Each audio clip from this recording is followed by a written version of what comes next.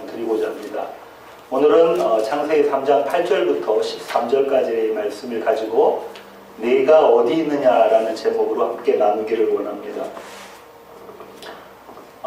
이 창세기는 서사적 드라마잖아요. 이야기, 시간 순서에 의한 이야기잖아요. 그 이야기로서의 본문을 한번 볼 필요가 있는데요. 8절은 드라마의 배경에 대한 이야기입니다. 조금 이따 한번 살펴보겠습니다. 드라마의 시간적이고 공간적인 배경을 8절에서 제공해 주고요. 또 드라마의 실마리까지도 제공해 줍니다. 이제부터 드라마가 어떻게 펼쳐질 것이다, 전개될 것이다를 제공해 줍니다.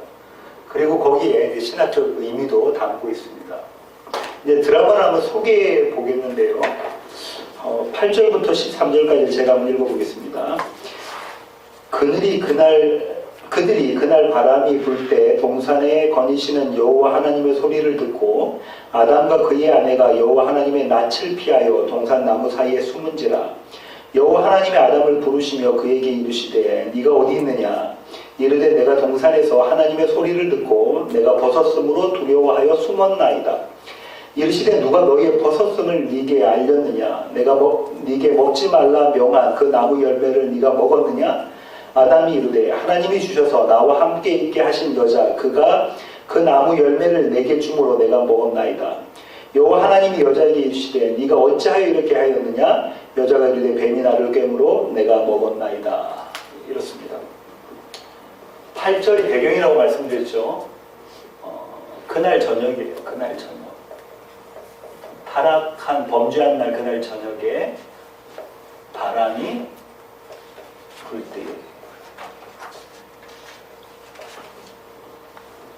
그날 저녁에 바람이 불 때에 여호와 하나님이 동산을 건니십니다.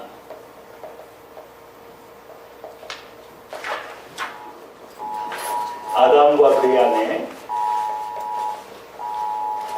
그의 아내가 여호와 하나님 동산을 거니시는 그 소리를 듣고 피합니다. 숨은지라. 이렇게까지가 8절입니다. 8절. 이미 저와 여러분은 그날 저녁, 그날이라는 걸 알고요. 범죄한 그날이고요. 그죠? 저녁이라는 것은 밤이 되어가는 것이다. 그죠? 밤이 되어가는 것. 저녁이 되고 아침이 되고 저녁이 되고 아침이 되고 이 얘기가 계속해서 나오죠. 그날 저녁 바람이 불 때 이것도 1장 2절에서 우리가 다룬 겁니다. 이제 뱀하고 하와하고 대화에서는 뭐가 빠졌었죠? 여호와가 빠지고 하나님만 나왔어요. 그죠? 딱 빼버렸다고 말씀드렸습니다. 지난 시간에. 그죠? 이 여호와는 하나님은 창조주 하나님, 엘로힘 하나님, 전지전능하신 하나님이라면 여호와는 뭐라고 얘기해요? 예, 관계하시는 아버지 되시는 하나님,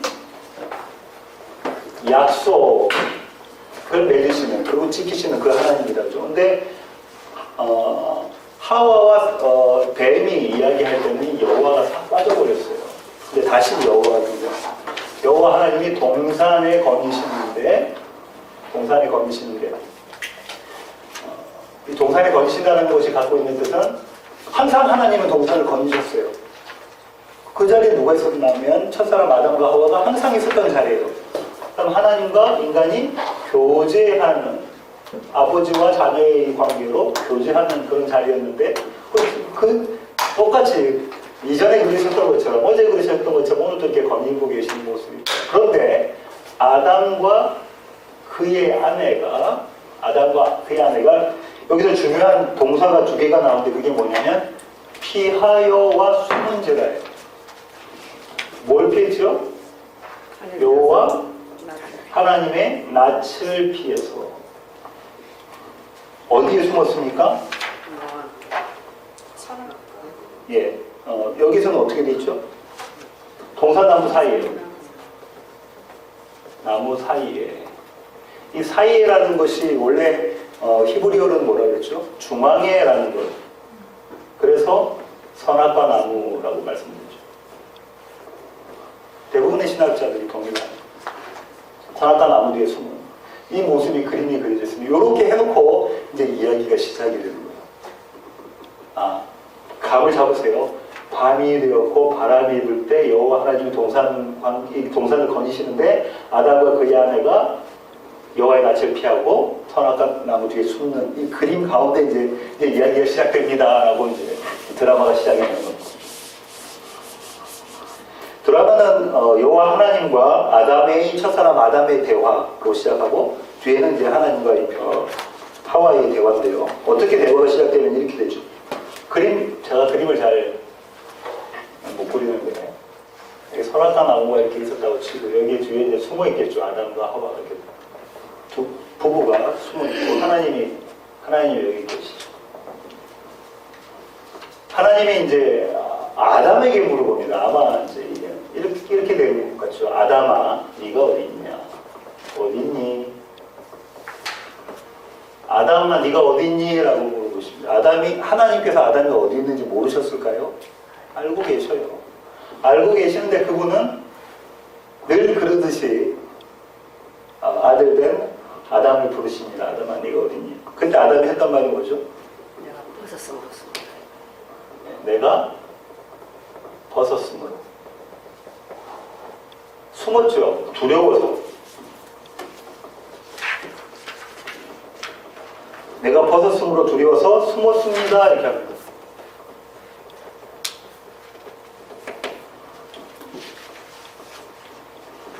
아담이 숨은 이유가 뭐냐면 두려워서예요. 그죠? 두려워.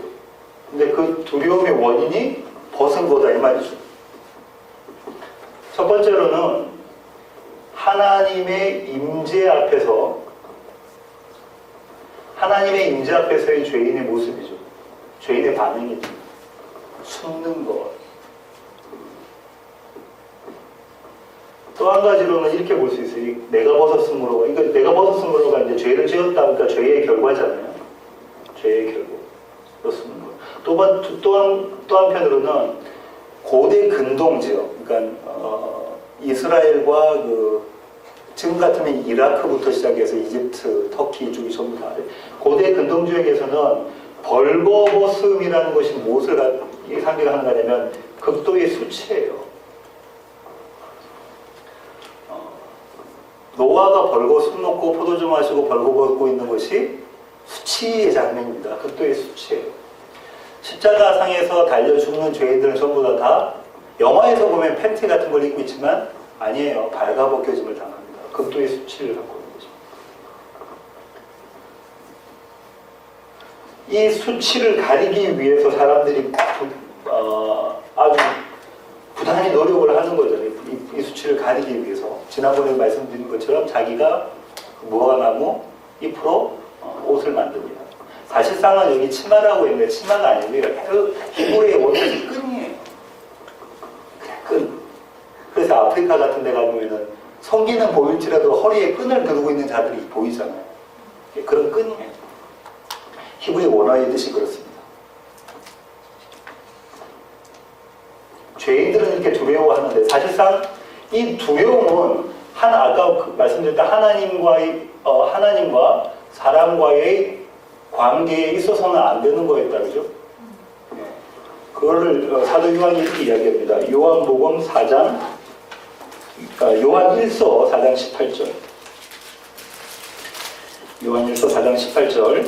사랑 안에 두려움이 없고 온전한 사랑이 두려움을 내쫓나니 두려움에는 형벌이 있습니다. 두려워하는 자는 사랑 안에서 온전히 이루지 못하였느니라. 두렵다는 얘기는 무엇이 없다는 거죠? 사랑이 없다라는 거예요. 사랑이 있으면 두려워하지 않는다는 거예요. 사랑이 깨어진 관계가 그려져 있겠죠. 그 다음에 아담이 두려워하는 것, 아담이 벌거벗고 있었다는 걸 누가 가르쳐줬나요? 왜 안 가르쳐줬는데 어떻게 알죠? 아담이 스스로 알게 돼요. 여기서 우리는 이제 두 가지 사실을 알 수 있는데 첫 번째는 뭐냐면 모든 사람은 죄를 짓고 나면은 양심의 가책을 받게 됩니다. 양심이 네가 벗었어 라는 이야기를 해주죠. 수치심을 제공해주고 두려워하게 됩니다. 두 번째로는 신학적으로는 내가 벗었으므로 이들이 어떻게 하냐면 내가 나의 벗음을 수치를 가리기 위한 행동을 해요. 그죠? 그게 뭐냐면 자기 확장이라고 말씀드렸고 어떤 모습으로 드러나니까 우상 숭배의 모습으로 드러나는 거예요. 이 우상은 세상이고 다시 말하면 나다 이 말입니다. 자기 자신. 이 우상 숭배의 모습으로 드러난다. 지난번에 말씀드렸던 겁니다. 하나님께서 아담에게 말씀하십니다. 물어보세요. 네가 어딨니 아담아? 네가 어딨니? 아담이 이렇게 얘기해서 내가 벗었으므로 두려워서 숨었습니다. 숨는 자리가 선악과 뒤에요. 숨었습니다. 그러니까 하나님께서 다시 말씀을 하시죠. 누가 알려줬니?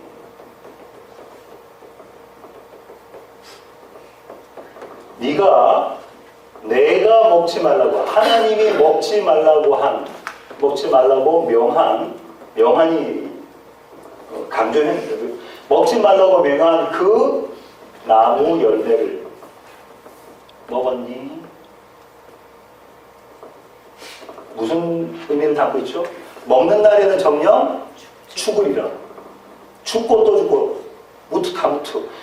먹는 날에는 네가 정녕 죽으리라. 내가 먹지 말라고 한 그것을 네가 먹었니? 라고 하나님께서 아담에게 물어보십니다. 다 알고 계시죠. 근데 물어보고 아담이 뭐라고 이야기하죠? 아담의 대답이 뭐예요?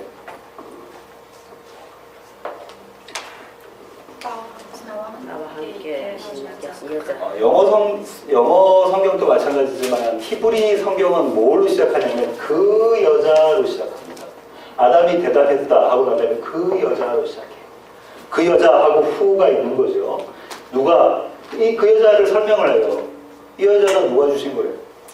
하나님이 내게 주신 여자. 그래서 나와 함께 하도록 하고 있는 그 여자.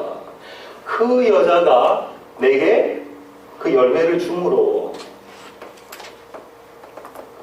내가 먹었습니다. 시작을 뭘로 합니까? 그 여자. 끝은요? 내가 먹었습니다.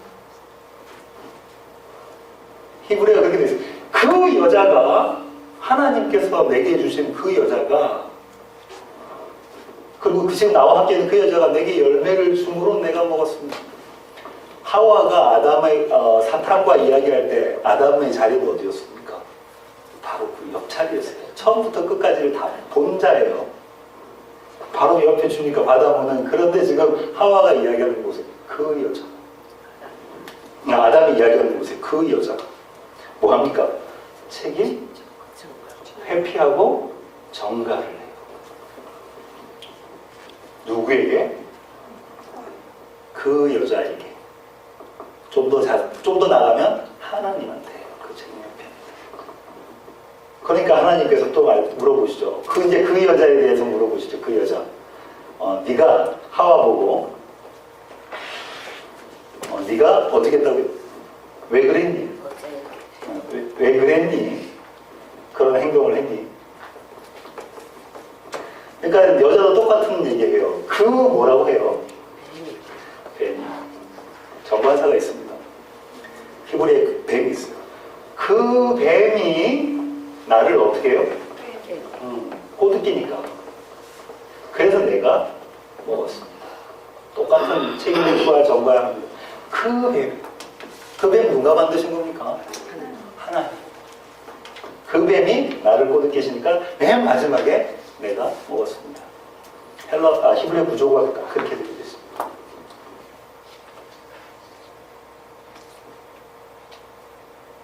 여기까지가 오늘 이 스토리다죠.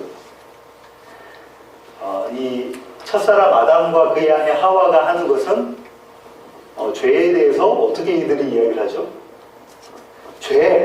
내 책임보다는 마땅히 내가 그렇게 할 수밖에 없는 핑계를 댑니다. 상황과 환경, 관계 뭐 이런 것들로 다 해서 이제 핑계를 대는 거죠. 내가 그렇게 할 수밖에 없었습니다라는 걸 고백하는 모습.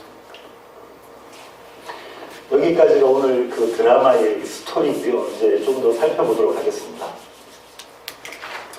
드라마의 교훈, 범죄의 죄의 결과로 관계가 깨어졌다. 그 깨어진 이유가 이게 책임 전가하는 모습이 드러났기 때문이다. 이렇게 볼 수가 있는데요. 첫 번째로는 하나님과 인간의 관계가 깨어진 모습이 그려져 있습니다. 3장 8절에. 원래는 어떻게 했어요? 하나님 오시면 기뻐하고 즐거워해야 되는데 나무 뒤로 숨는 모습이다. 그죠? 인간과 인간 간의 관계가 깨어졌다. 3장 12절을 그 여자라고 불렀던 그 여자가 똑같은 단어가 어디 나오냐면 2장 23절에 나와요. 아담이 이르되 이는 내 뼈 중에 뼈요 살 중에 살이라. 이것을 남자에게 취하였은즉 여자라고. 아직 하와라는 이름은 안 나와요. 나중에 조금 이따 나옵니다. 여자. 똑같은 얘기예요. 이때 여자는 어떤 여자요? 나의 죄에 대한 책임이 전가되어지는, 나를 타락하게 만들었던 장본인으로서의 여자고, 뒤에 이 앞의 여자는 나와는 도저히 뗄래야 뗄 수 없는 그런 하나밖에 없는 나의 발조. 그 여자는 똑같은 단어를 그렇게 쓰고 있습니다. 아담이 범죄하고 난 다음에. 그래서 인간과 인간 간의 관계가 깨어진 모습. 세 번째로는 인간과 동물 포함한 자연과의 관계가 깨어지는 모습이다. 하와가 그 뱀이 그렇게 이야기를 하고 있잖아요. 그래서 그렇다 이렇게 신학자들은 이야기해요. 저는 세 번째 거는 동일해요. 동물이라고 이야기했지만 사실상 동물이 아니에요. 왜냐하면 그 뱀이라고 정관사가 처음부터 나올 때 그 자가 있어요. 영어나 그 헬라어나 히브리어 같은 경우에는 정관사를 언제 주냐면, 영어는 언제 줍니까? 처음에는 부정관사를 주잖아요. 처음에. 그 다음에 이제 요게 한번 나오고 나면 더라는 걸 쓴단 말이에요. 근데 이 히브리어에서는 처음부터 그 뱀이에요. 처음부터 있는 그 뱀. 그러니까 그 뱀은 우리가 볼 때 기어다니는 그 뱀의 모습을 하고 있지만 이 뱀을 이야기하는 게 아니에요. 사도 요한이 계시록에서 뭐라 하죠? 뱀. 그 사탄 이야기하는 거예요. 사탄이 뱀의 안에 들어가서 뱀의 모습을 하고 있지만 지금 여기서 창세기에서 이야기하는 그 뱀을 이야기하는 게 아니란 말이에요. 처음부터 그 뱀에서 계속 정관사 그 자를 넣고 있습니다. 그래서 그걸 염두에 두십시오. 그 다음에 이제 두 가지 대조를 이 드라마에서 교훈을 얻을 수 있는데, 한 가지는 뭐냐면 두려워 숨었나이다. 그리고 하나님께서 말씀하시는 아담아 네가 어디 있느냐라는 구절인데요. 두려워 숨지 말고 사람이 이때 인간이 했어야 될 것이 뭐냐면 회심이다. 그죠? 하나님 나와서 회심. 하나님께서 네가 어디 있느냐라는 것은 그거를 기회를 주셨다는 겁니다. 회심이 뭐냐면 회개와 믿음이라고 여러 번 구원의 서정에서 말씀드릴 때 회개와 믿음이 필요했는데 아담은 그렇게 하지 않았다라는 모습으로 그림이 그려졌어요. 이게 교훈입니다. 저는 여기서 좀 더 이제 깊이 들어가려고 하는데요. 내가 어디 있느냐라는 이 주제를 가지고 좀 더 살펴보고자 합니다. 세상은 하나님의 것입니다. 그죠? 동산 중원을 항상 거니실 수 있는 권리와 권한은 하나님이 갖고 계셔요. 왜냐하면 하나님께서 만드신 것이기 때문에 그렇습니다. 그죠? 세상은 하나님의 것이에요. 이 세상이 하나님의 것이라는 것은 인간의 호불호, 좋고 안 좋고와는 상관이 없어요. 세상이 하나님의 것이라는 것은 저와 여러분도 하나님의 것. 우리의 인생 가운데 간섭하시고 개입하시는 것도 하나님의 하시는 일. 우리가 좋아하고 안 좋아하고 상관없어요. 이건 다 하나님의 것이에요. 믿는 자든 믿지 않는 자든 이 세상은 다 하나님의 것입니다. 하지만 인간은 그것을 싫어하고 그분 없이 살려고 해요. 그분이 내 삶에 간섭하시는 게 싫어요. 인간은 그것을 싫어합니다. 죄인들은 그래요. 그런데 하나님께서 결정을 하시죠. 결정을 하시는데 어떤 결정을 하시냐면 하나의 결정은 심판이에요. 이건 저주인데 그건 그냥 내버려 두는 겁니다. 유기 그냥 내버려. 자 보세요. 누군가의 한 사람의 인생 가운데서 하나님의 간섭과 개입이 없다면 이것은 유기예요. 하나님께서 버리십니다. 병이 나서 하거나 교통사고 나서 죽거나 이런 게 아니라 우리의 삶 가운데서 인생 가운데서 하나님의 개입이 없으시다면 그것은 이미 저주받고 심판받은 것이다라는 거예요. 결말은 정해져 있잖아요, 계시록에서. 그런데 이와는 반대로 구원이라는 건 뭐냐면 하나님이 누군가의 인생 가운데 찾아오셔서 개입하시고 간섭하셔서 무언가 이루고자 하시는 것으로 끌고 가시는 그것이 개입이고 구원이고 은혜입니다. 우리가 찾아가는 게 아니라 하나님께서 우리를 찾아오시는 거예요. 신학자들이 이렇게 해요. 우리의 삶 가운데 어느 날 우리의 삶 가운데 침투에 들어오셔서 마치 뭘 관통해서 들어오는 것처럼 그렇게 우리의 삶 가운데 침투에 들어오셔서 우리의 삶 가운데 개입하고 계시는 그것입니다. 뭐가요? 아담아, 네가 어디 있느냐? 이분은 이미 다 알고 계시는 분인데 아담이 어떤 죄를 지었는지를 다 알고 계시는 그분이 아담아, 네가 어디 있느냐라는 음성이 저와 여러분의 삶에 들리면 그게 은혜입니다. 아멘.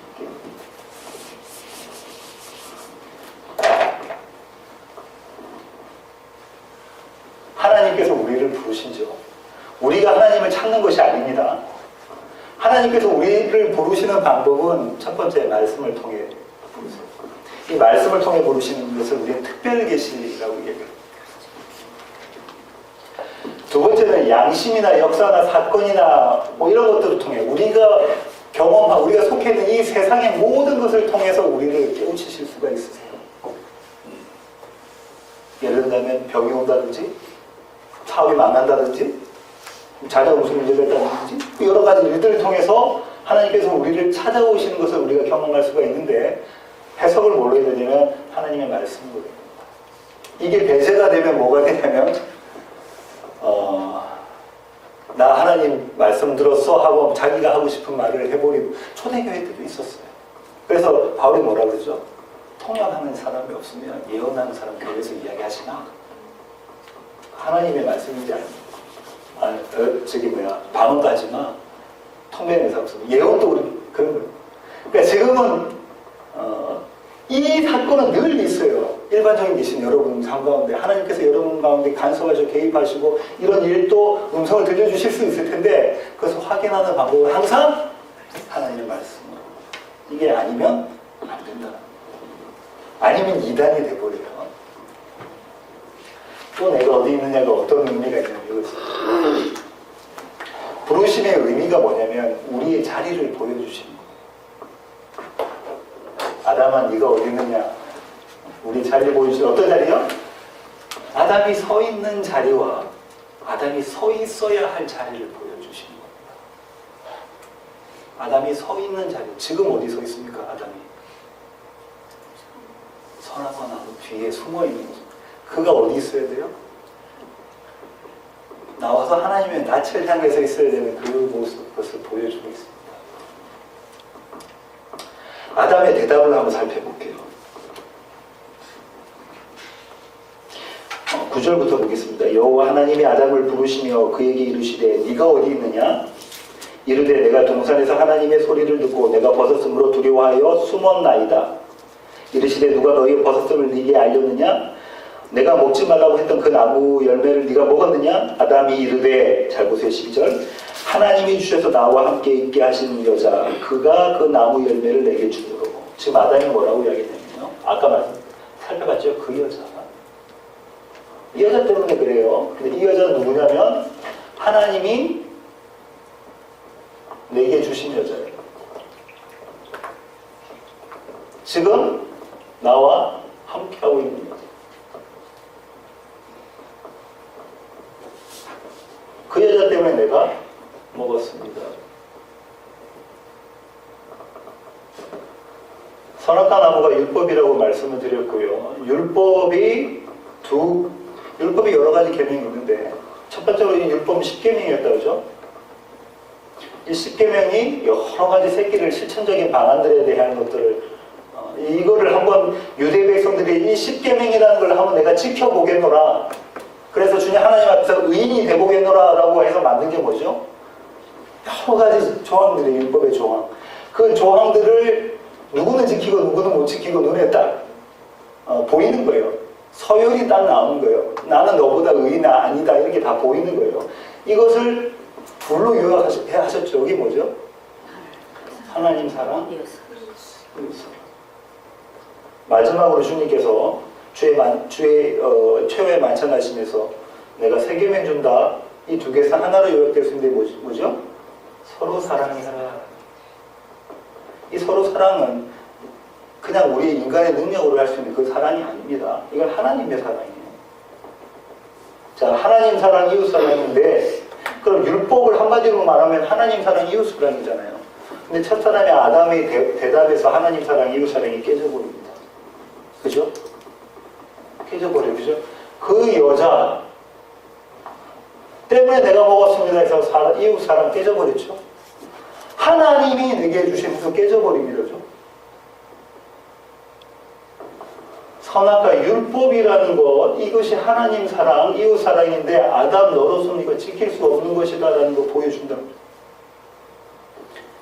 단 한마디의 대답을 하나님이 내게 해주신 그 여자 때문에 이렇게 했어요. 다른 종교들은 전부 다 이 선악과 율법을 잘 지키자예요. 그렇지 않습니까? 율법을 잘 지키자예요. 그러니까 인도의 간디 같은 그 예수님 안 믿는 간디 같은 사람이 제일 좋아했던 게 뭐라고요? 산상수훈이에요. 그걸 보고 무저항, 인도의 그 유명한 영국과 저항 무저항 운동을 만들어낸 사람이에요. 매일 아침에 일어나면 산상수훈을 읽었대요. 그분에게 나오는 이 율법은 내가 지킬 수 있는 거 잘 지키자. 근데 창세기 초부터 뭐랍니까? 너 그거 지킬 수 없는 데잖아. 라는 게 폭로가 되는 자리예요. 아담의 자리가. 이 부르심, 아담아 네가 어디 있느냐라는 부르심이 나와 있는 성경의 기사들이 있습니다. 사무엘하 12장 1절부터 7절까지 보겠습니다. 여호와께서 나단을 다윗에게 보내시니 그가 다윗에게 가서 그에게 이르시되 한 성읍에 두 사람이 있는데 한 사람은 부하고 한 사람은 가난하니 그 부한 사람은 양과 소가 심이 많으나 가난한 사람은 아무것도 없고 자기가 사서 기르는 작은 암양 새끼 한 마리뿐이라. 그 암양 새끼는 그와 그의 자식과 함께 자라며 그가 먹는 것을 먹으며 그의 잔으로 마시며 그의 품에 누움으로 그에게는 딸처럼 되었거늘 어떤 행인이 그 부자에게 오매 부자가 자기에게 온 행인을 위하여 자기의 양과 소를 아껴 잡지 아니하고 가난한 사람의 양새끼를 빼앗아다가 자기에게 온 사람을 위하여 잡았나이다 하니 다윗이 그 사람으로 말미암아 노하여 나단에게 이르되 여호와의 살아계심을 두고 맹세하노니 이 일을 행한 그 사람은 마땅히 죽을 자다. 뭐라고요?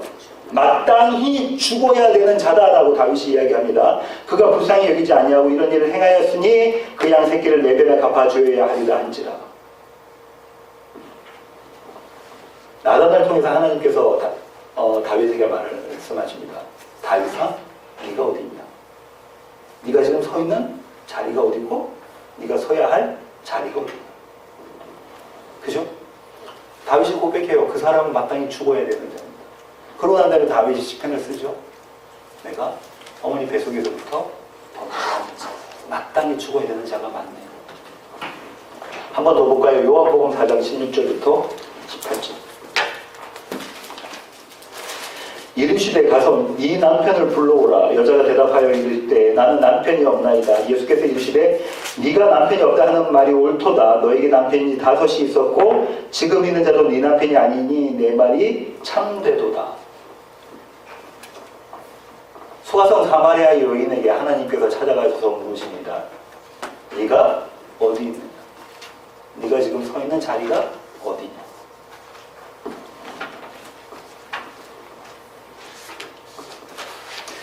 영국의 유명한 마틴 로이드 존스 목사님은 이렇게 이야기를 합니다. 사람들에게 그들이 서 있는 자리와 그들의 서 있는 자리를 말해줄 필요가 있는데 복음과 설교의 내용은 이것이어야 한다는 거예요.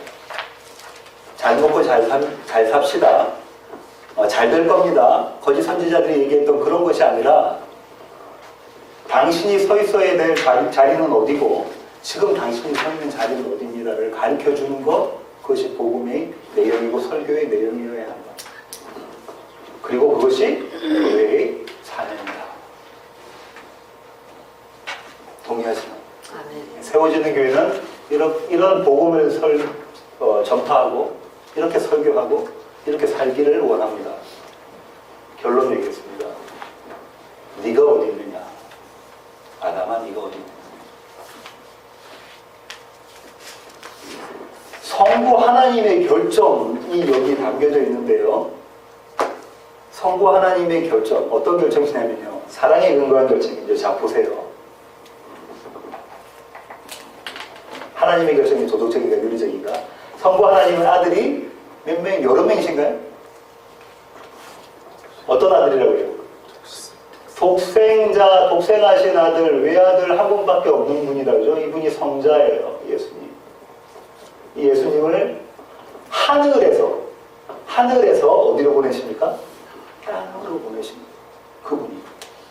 이 땅은 어떤 데냐면 우리가 봤을 때 개미처럼 보이는 그것보다도 그거와 도저히 비교할 수 없는 하늘과 땅은 창조주와 피조물은 그런 곳인데 아버지께서 아들을, 그것도 하나밖에 없는 아들을 어디로 보내신다고요? 땅에 보내셔서 십자가에 달려 죽게 하십니다. 이렇게 매달으셔서 죽게 하세요. 하나님. 이 윤리적입니다. 인간이 생각하는 도덕적입니까? 그렇지 않습니다. 도덕과 윤리로 되는 것이 아니에요. 이것을 하나님의 사랑이라고. 세상 사람들이 생각할 때 미친 짓입니다. 그죠? 아브라함이 100세에 낳은 아들을 하나님께 바치는 거, 그 미친 짓이라고 하는 거예요. 미친 짓. 그 미친 짓 가운데 담겨져 있는 아브라함이 무엇이 있었습니까? 믿음. 하나님의 사랑에 근거한 믿음 때문에 그 일을 할 수 있는 거죠. 왜? 하나님께서 이 아들을 반드시 살리실 것이라는 믿음. 저와 여러분의 아버지 되시는 하나님께서는 이렇게 하셨어요. 하나밖에 없는 아들을 이 낮고 낮은 땅에 보내시면서 그것도 십자가에 달려 죽게 하시는 그 일을 하셨다. 하나님의 사랑. 성자 하나님의 순종, 예수님의 순종은 어떤 겁니까? 가기 싫어요가 아니라 아버지 제가 그렇게 하겠습니다라고 이 땅에 내려오셔서 가장 낮고 낮은 이 사람의 모습으로 내려오셔서 사람처럼 크시고 마지막에 십자가에 달려 돌아가시는 것까지를 하신 그 사랑. 네가 어디 있느냐 창세기에서 물어보시는 그분이 지금 또 예수님으로서 우리의 역사 가운데 찾아오셔서 우리의 삶 가운데 물으십니다. 네가 어디 있느냐? 예수님께서 네가 어디 있느냐? 아담아, 네가 어디 있느냐? 오늘 저 호세아 이야기로 결론을 맺고자 하는데요. 호세아 2장 19절부터 20절입니다. 내가 네게 장가들어 영원히 살되 공의와 정의와 은총과 긍휼이 여김으로 네게 장가들며 진실함으로 네게 장가들리니 네가 여호와를 알리라. 호세아의 아내가 누구죠? 고멜이에요. 이 사람은 어떤 사람입니까? 네. 틈만 나면 밖으로 나가는 여자예요. 남편이구나 하는 여자예요. 호세아는 여호와 하나님, 고멜은 이스라엘 얘기하고 있는 거예요. 그죠? 그렇죠? 그러면 뭐래요? 이스라엘은 어떤 자다? 창녀다, 그죠? 음녀다, 바벨론이다, 이집트다, 이거 세상이다. 너 여기에 속했던 자야. 그런데 지금 호세아 2장에서 하나님께서 하시는 말씀, 이 앞에 보면은 뭐냐면 네가 창녀다 그 얘기하고 있어요. 그러니까 내가 하나님이 네게 장가들어 영원히 살되 공의와 정의와 은총과 긍휼 네 가지 나왔네요. 공의, 정의, 은총, 긍휼. 공의와 정의는 한마디로 공이고요. 은총과 긍휼은 한마디로 사랑이에요. 공의와 사랑으로 네게 장가들어요. 하나님의 공의와 사랑이 영단본에 동시에 표출된 자리가 어디입니까? 십자가. 하나님의 공의, 심판받아야 될 자들이 마땅히 심판받는 것, 근데 그것을 당신의 아들로 대신한 것, 그분이 대신한 거야. 하나님. 내가 공의와 정의와 은총과 긍휼이 여김으로 네게 이스라엘 창녀 너게 장가들 한다. 진실함으로 내게 장가들리니 내가 여호와를 알게. 진실함은 뭐냐면요. 영어는 페이스북인데 우리가 흔히 많이 쓰는 뭐라고요? 신실함. 변하지 않는 것. 변하지 않는 것. 늘 믿는 것. 하나님의 약속을 반드시 지키시는 그것. 이 결혼 생활을 계속해서 유지해 가실 그것. 그러면 네가 여호와를 알게. 내가 내게 장가들어 영원히 살게. 하나님께서 아담아 네가 어디 있느냐라고 말씀하시는 것은 내가 네게 장가들어 영원히 살게. 신실함으로 페이스풀한 걸로 신실함으로 절대 내 약속을 이걸 허물지 않을 거야. 이걸로 내가 네게 장가든다. 누구냐면 우리는 개차반 같은 장녀인데 네게 장가든다. 그때는 네가 나를 알리라. 은혜죠. 아멘. 이게 은혜입니다. 여러분의 삶 가운데 저와 여러분의 삶 가운데 어느 날 그냥 침투해 들어오신 거예요. 우리가 불렀습니까? 하나님 오세요 하라 우리가 불렀습니까? 아니요. 어느 날 하나님께서 우리의 삶 가운데 침투해 들어오셔서 아담아 네가 어디 있느냐라고 부르시면 아담아 네가 어디 있느냐 부르시면 이 호세아의 하나님의 사랑이 여기 담겨요. 내가 나의 신부 너와 영원히 살고 싶어서 신실함으로 내가 너와의 혼인을 약속대로 내가 지켜나갈 것인데 어떤 모습입니까? 내가 십자가에 달려 죽는 모습으로 내가 너와의 약속을 지켜나갈 것인데 그때 비로소 네가 내가 어떤 자인지를 알 거다. 신부인 네가 네 남편이 도대체가 어떤 자인지를 네가 경험할 거다 하시는 거예요. 근데 이건 제가 다음에 12월 첫째 주에 요한복음 때 말씀드리겠죠. 이거는 영단번에 일어난 사건이랬죠. 영단번에.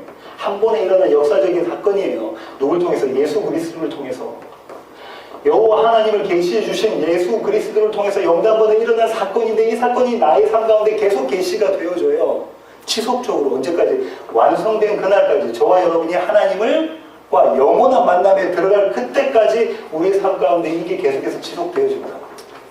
그러면 오늘 자고 일어나고 내일에도 주님께서 여러분의 삶 가운데 물어보십니다. 뭐라고요? 아담아, 네가 어디? 네가 서 있어야 될 자리가 어디이고? 지금 네가 어느 자리에 서 있는데 어디 자리에 서 있어야 돼? 그 자리를 내가 끌고 가는 거야. 어떻게? 진실한. 이것이 오늘 본문 내가 어디 있느냐에 대한 이야기입니다. 내가 어디 있냐의 은혜를 경험하시는 예배 시간 되기를 원합니다. 기도하시겠습니다. 하나님 아버지 감사합니다. 하나님 저희가 하나님을 부르신 것이 아니라 주님께서 저에게 찾아오셔서 저희 삶 가운데서 아담아 네가 어디 있느냐라고 물어주시니 하나님 그것이 은혜입니다. 하나님 그 순간순간에 지금 제가 서 있는 자리를 발견하게 하시고 아버지께서 원하시는 그 자리로 가게 하셔서 신랑 되신 그분과 함께 영원한 혼인에 참여하는 그런 귀하고 복된 자들 되게 하여 주시옵소서. 아멘. 오늘 예배가 그런 혼인잔치의 예배가 되기를 원합니다. 신랑 되신 하나님을 마음껏 즐거워하며 찬양하는 시간 되게 하여 주시옵소서. 아멘. 하나님을 더 깊이 알아가는 시간 되게 하여 주시옵소서. 예수 그리스도의 귀하신 이름으로 기도하옵나이다.